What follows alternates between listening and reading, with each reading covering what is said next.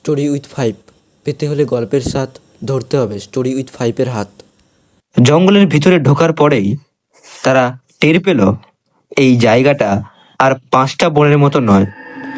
এখানে বাতাস নিঃশব্দ, আর চারিদিকের গন্ধটা কেমন যেন রক্ত আর ফুল মিশ্রিত।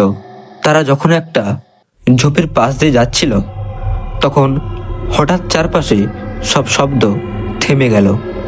পাখির ডাক নেই, গাছের পাতাও নড়ে না। একটা মেয়ের গলা ভেসে এলো বাতাসে, ফিরে যা ফিরে যা, রাত আসছে। 3 বন্ধু থেমে গেল, একে অপরের দিকে তাকালো। তুহিন বলল, তুমি শুনলে? নিলয় বলল, হ্যাঁ, কেমন যেন ঠান্ডা লাগছে হঠাৎ করে। তারা হাঁটতে হাঁটতে জঙ্গলের এক গভীর রাস্তায় পৌঁছালো।